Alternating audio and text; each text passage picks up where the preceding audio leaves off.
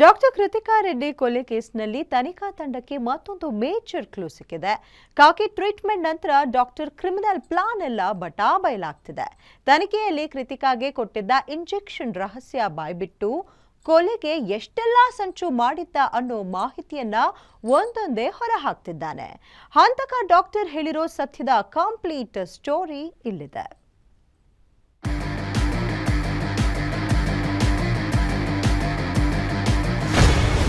Doctor Kritika murder ಕೇಸ್ನಲ್ಲಿ ಭಯಾನಕ ಸತ್ಯ ರಿವೀಲ್.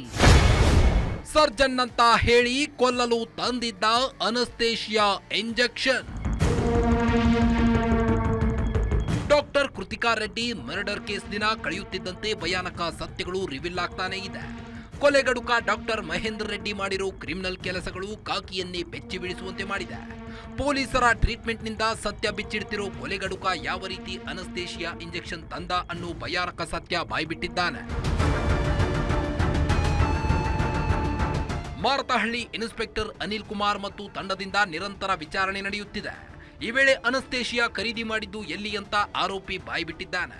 ಪ್ರೊಪೋಲ್ ಎಂಬ ಅನಸ್ತೇಶಿಯಾವನ್ನ ಕೊಟ್ಟು ಹೆಂಡತಿಯನ್ನ ಕೊಲೆ ಮಾಡಿದ್ದಾಗಿ ಹೇಳಿದ್ದ.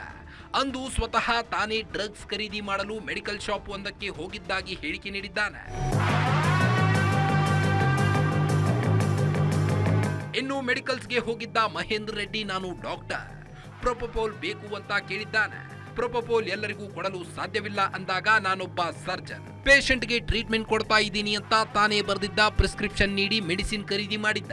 ಇತ್ತ ನೋವಿನಿಂದ ಮನೆಯಲ್ಲಿ ನಿದ್ರಾವಸ್ಥೆಯಲ್ಲಿ ಮಲಗಿದ್ದ ಪತ್ನಿ ಕೃತಿಕಾಳಿಗೆ ರಾತ್ರಿ ವೇಳೆ ತೆರಳಿ ಐವಿ ಮೂಲಕ ಪ್ರೊಪೋಲ್ ನೀಡಿದ್ನಂತೆ.